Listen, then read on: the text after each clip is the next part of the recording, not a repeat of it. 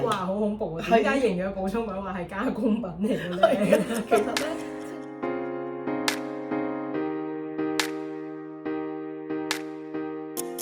好啦，我哋又繼續講，我哋懷孕期間咧，除咗要避免一啲牛奶啦，同埋加工製品之外咧，仲要避免啲乜嘢？有一樣加工製品咧，其實大家係忽略咗，亦都未必知嗰個加工製品就係supplement營養補充品。哇，好恐怖啊！點解營養補充品話係加工品嚟嘅咧？其實咧，即係呢個咧，我覺得好多媽媽咧係唔為意嘅，因為咧好多時啲婦產科醫生咧都會出於好意咧，係叫大家咧去食翻一啲營養補充品嘅 ，which is 其實係好重要嘅。咁我其實我哋我讀嗰個學科咧，整全健康咧就係包括 supplement， 咁所以營養補充品咧係我嘅專長嚟嘅。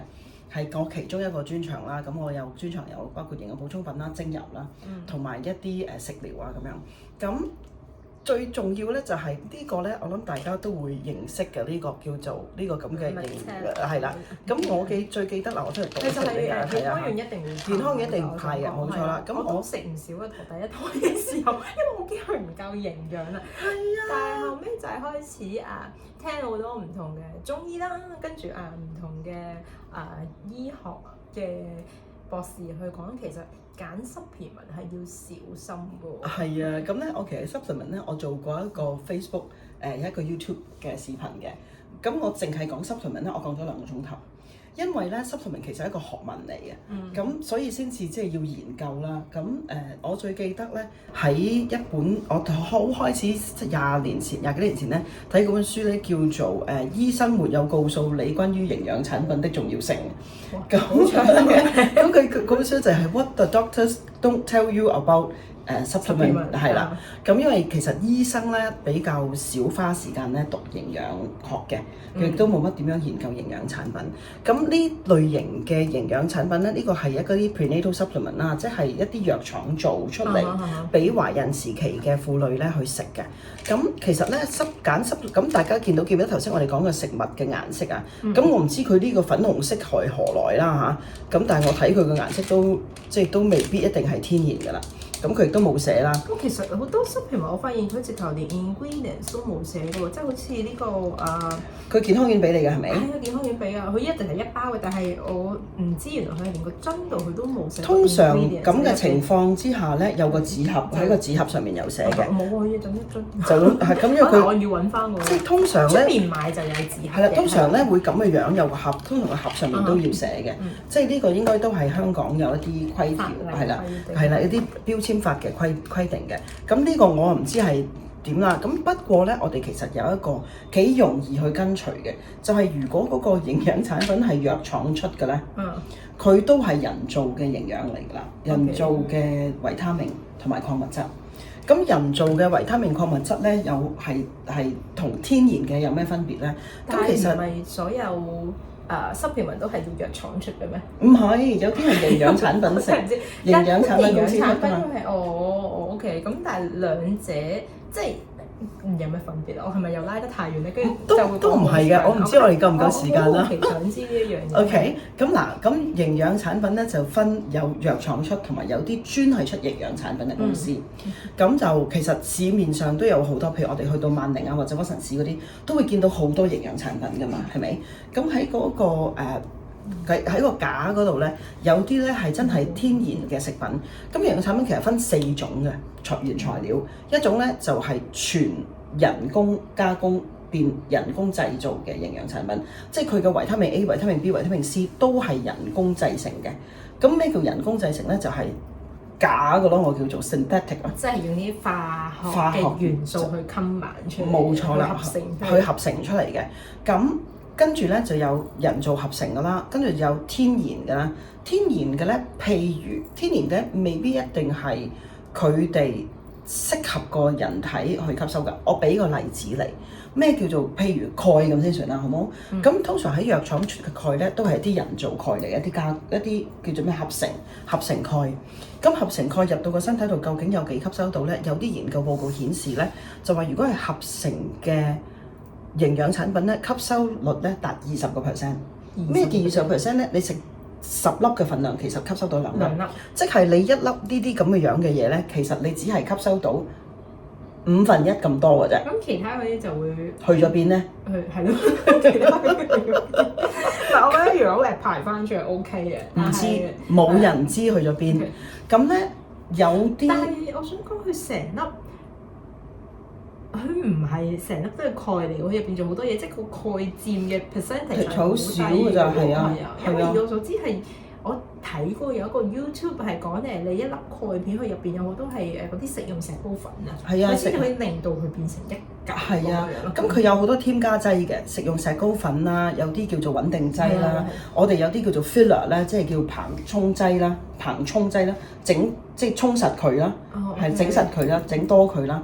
佢有好多嘅，咁可能有色素啦，即係呢個粉紅色我唔知佢邊度嚟㗎啦，可能有色素啦，咁有穩定劑啦，有第二啲添加劑，有時有味精劑啦，有時有糖啦，係啊，有時有糖啦，因為佢要整有機會要整到佢有味道啊嘛。可能或者有啲可能本身係好苦，係因為我食過一粒酵素咧係天然嘅，咁但係嗰陣時咧我豬啦，以為係可以拆開沖落杯嘢度飲啊。跟住哇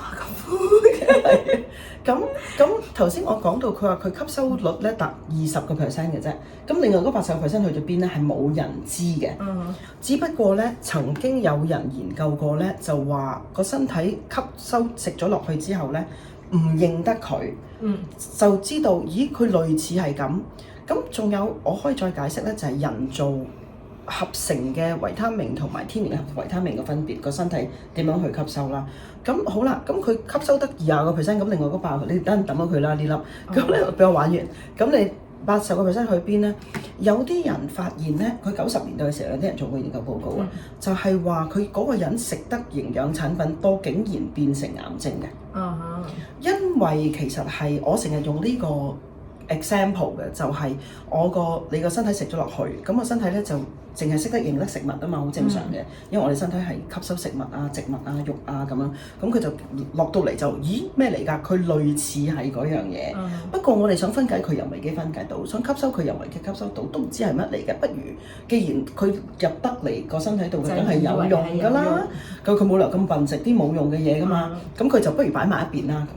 咁啊擺埋一邊咗之後咧，佢就久之日日都似嘅嘢就會擺埋喺同一個地方啦。跟住擺下就會變成一啲冇用嘅一嚿嘅嘢。腎結石嗰啲係咪就係呢啲？即係腎結石又另一樣嘢嚟嘅，不過呢個多數都會變成一個癌症啊咁樣咯。咁所以咧有或者一啲腫瘤、一啲瘤啦、一啲瘤類型嘅物體啦。OK，咁未必一定係變癌嘅，係一啲瘤嘅粉瘤啊、咩腫瘤啊、咩瘤啊咁樣，一纖維瘤啊、咩瘤 whatever 瘤咁。咁佢就積聚喺嗰度，咁你就要揾啲辦法去分解佢啦。咁好啦，咁頭先我就講咗人工㗎啦，係咪？咁人工嘅其實咧，佢係合成點樣合成咧？就係佢用一啲化學嘅物質合成到類似咁嘅樣。咁但係咧，你應該成日都有聽我講過啦。其實天然同埋人合成嘅嗰個分子入到個身體度咧，好似隻手咁樣嘅，好似個手套咁。我哋嘅身體咧有隻手套嘅，佢等緊嗰啲營養嚟嘅。咁嗰隻係隻手套嚟嘅。咁人天然嘅咧就係右手，人工嘅咧就左手。咁佢望落去其實係都係咁嘅形態啊嘛。咁天然嘅入到個身體度就一套咗個手套度，佢用到啦，咁我攞去用啦。但係你嗰個左手套入去，佢嘅右手手套嚟㗎嘛。你隻左手其實入唔到隻右手手套㗎嘛，大家明白？咁佢套極都套唔到，佢有少少夾硬嚟，咁又好似啱啱地，又唔係幾啱，又唔係幾用到咁。大家揾隻左手嚟着，就係隻右手手套，跟住嘗試去用，你就知道係個感覺，類似係咁㗎啦。咁所以咧，其實咧嗰個天然定係加工咧都好重要嘅。究竟個身體用到幾多？咁好啦，我講咗第一類嘅人造嘅合成嘅營養產品啦。咁第二類咧就係天然啦。咁天然係唔一定好咧，天然原來唔一定好喎。我都係做緊我嘅研究報告嘅時候發現。譬如好似鈣質咁先算啦，我哋之前都有講過鈣質啦。咁咧原來咧係一啲貝殼類嘅殼嗰度咧，貝殼粉、珍珠粉嗰啲 friend，係啦，貝殼類嘅粉，貝殼類嘅粉啦。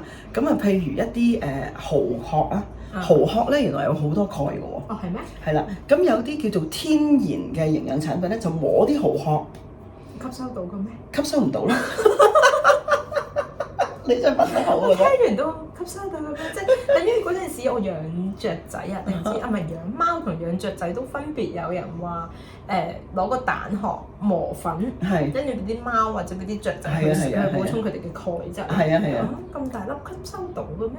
呢個我都有聽過，我唔知啊呢個係我終於冇俾過蛋殼粉我啲貓食嘅，因為我屋企都有貓。係咯係咯。但係亦都有人咁樣同我講嘅。但係我諗，如果吸收到，咁我就咁食個蠔殼。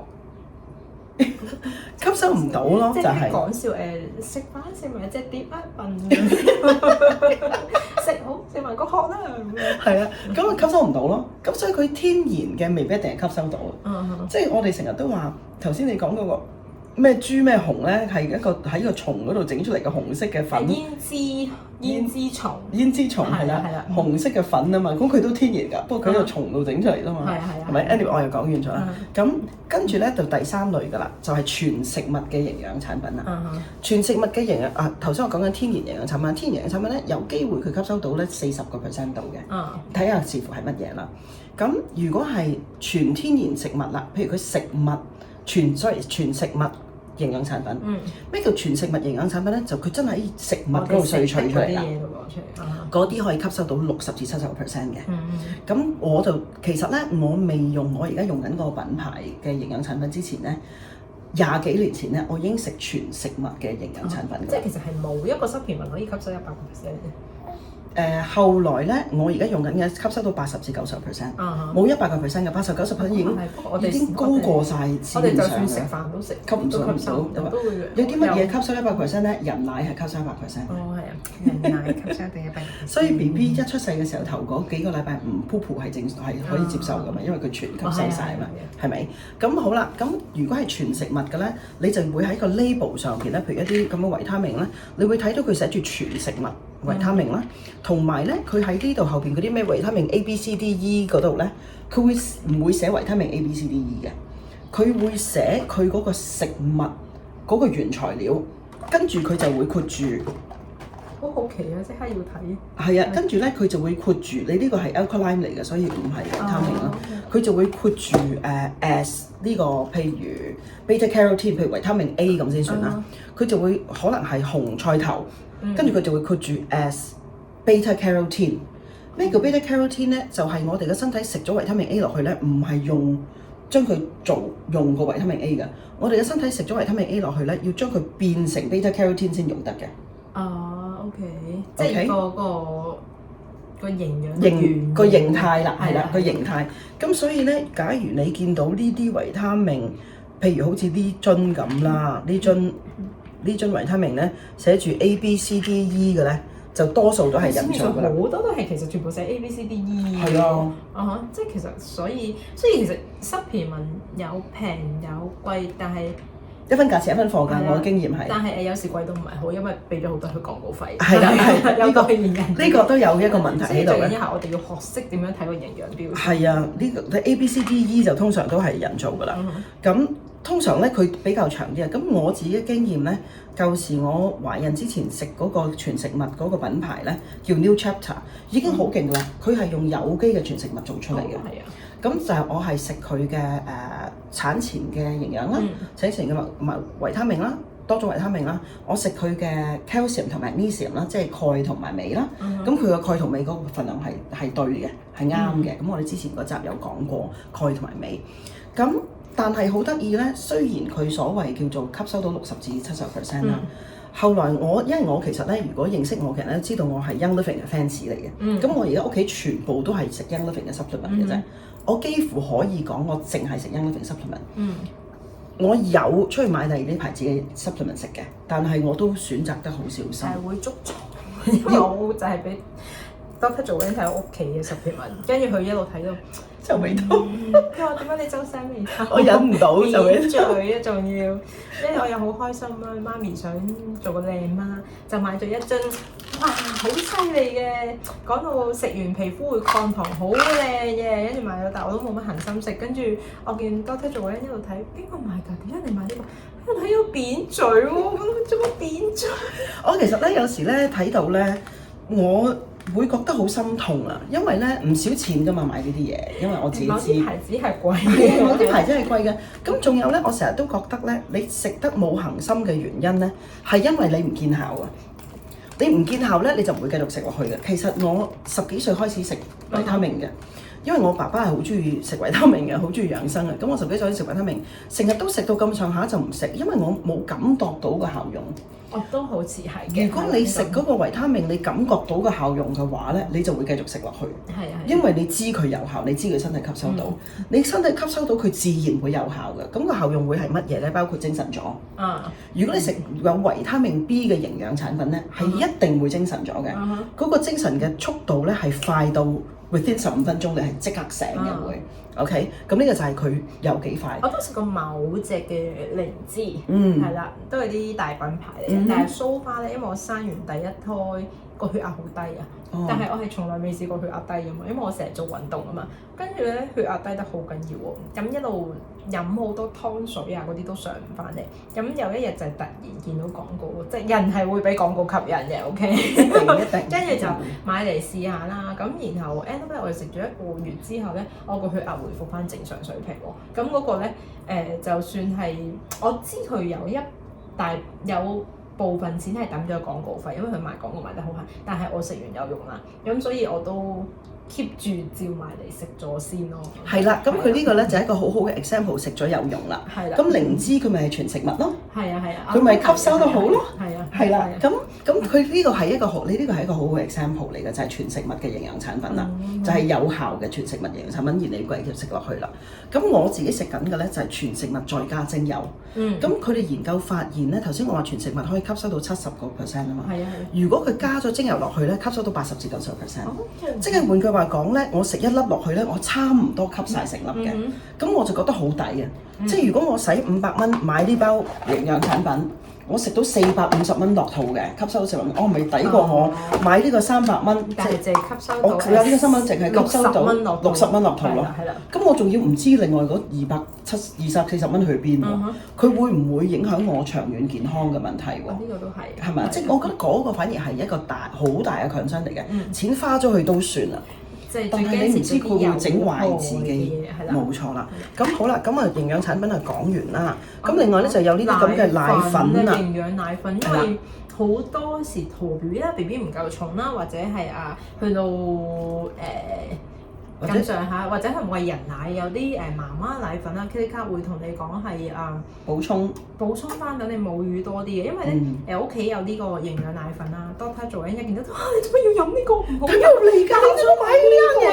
呢個係我媽咪買翻嚟，佢話飲嘅，但係點解佢買呢個咧？係佢肚餓嘅時候，佢個婦產科醫生叫佢飲，即係當然啦，佢肚餓嘅時候30幾年前啊，咁但係。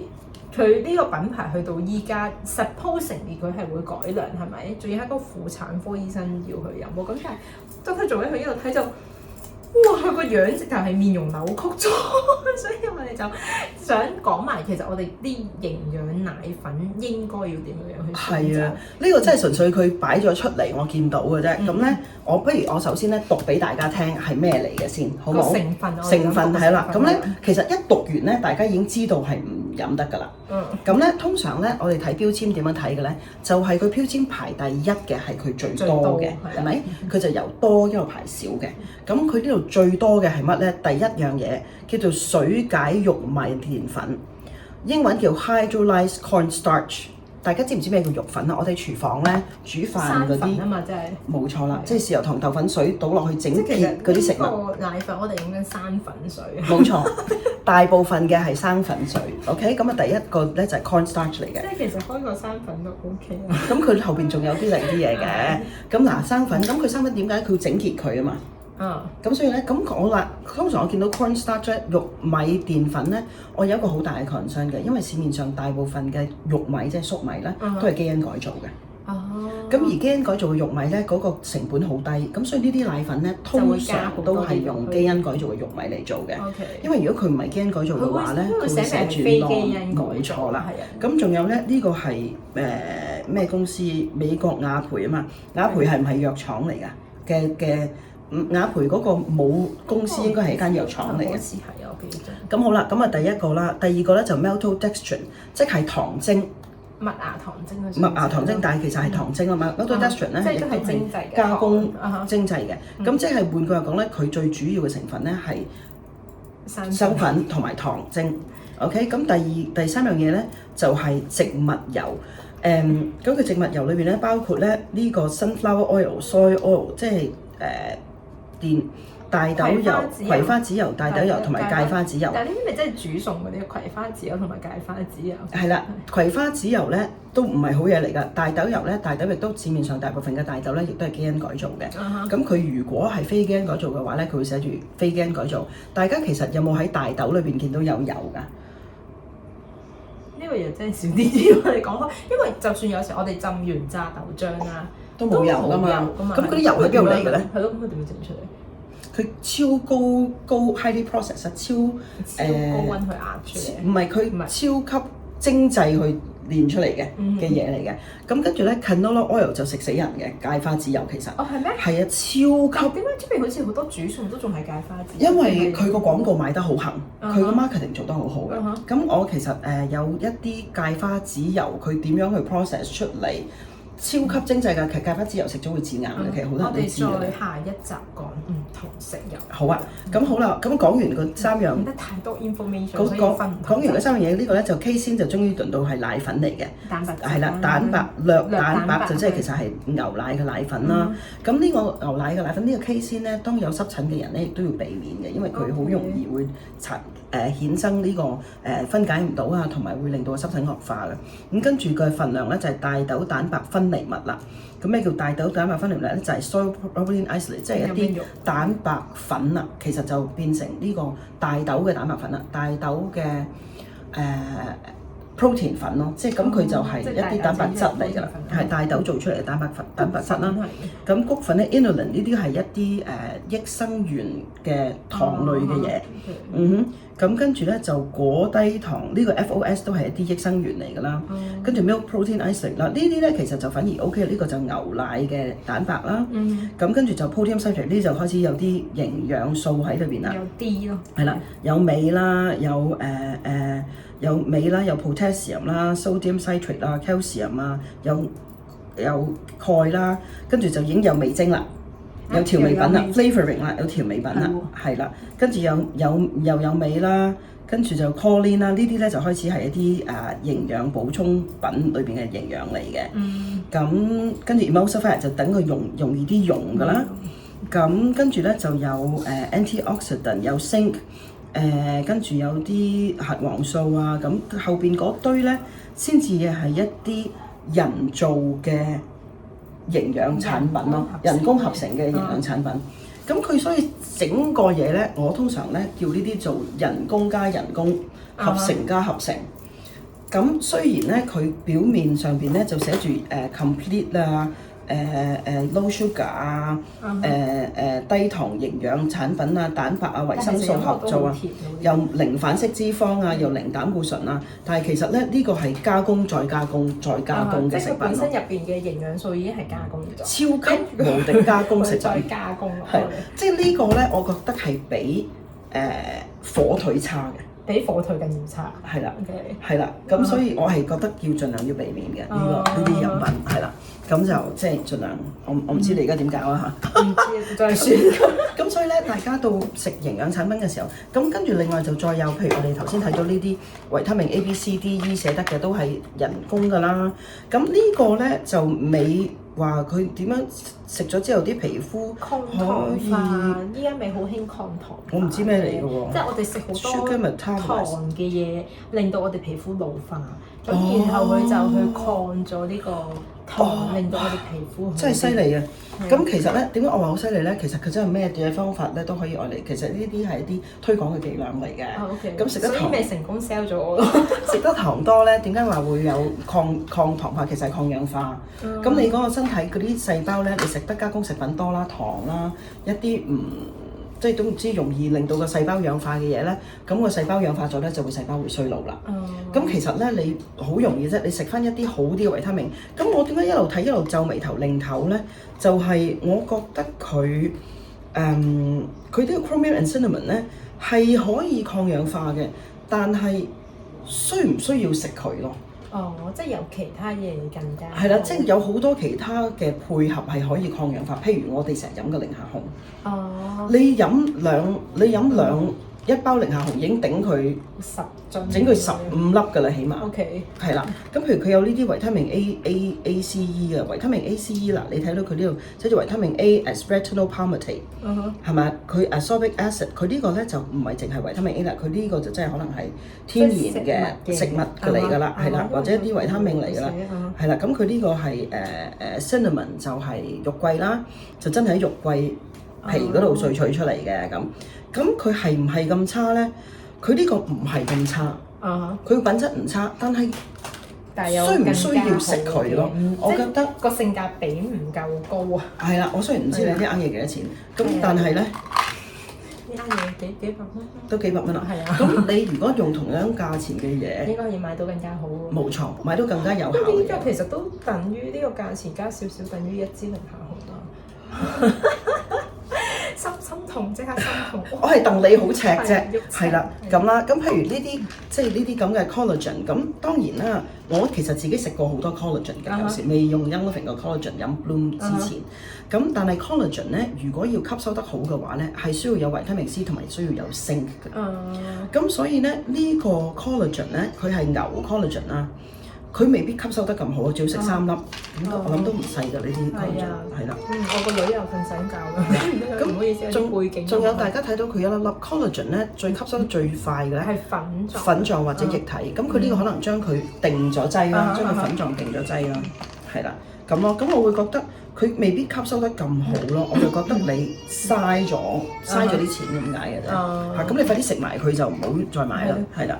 咁維他命懷孕嘅時候，懷孕嘅時候咧必須要食魚油。懷孕嘅時候咧有幾樣嘢必須食嘅，就係懷孕嘅維他命啦，嘅 multivitamin 多種維他命啦，魚油啦，幫助個腦同埋個眼啦，同埋皮膚啦。BB 出世嘅時候個眼同皮膚同埋免疫系統同埋益生菌係必須食嘅，因為咧好多研究報告顯示咧，食咗益生菌懷孕嘅時候食益生菌咧 BB 敏感、鼻敏感、皮膚敏感同埋濕疹嘅機會率係大大降低。咁所以我哋就要講點樣去選擇啦。咁咧，我哋或者下一堂咧先至講詳細講我哋點樣選擇益生菌同埋魚油丸。係啦，如果中意我哋今次呢個 video 嘅話，可以俾個 like 同埋 share，仲有 subscribe 我哋嘅 channel。Thank you，下集再見。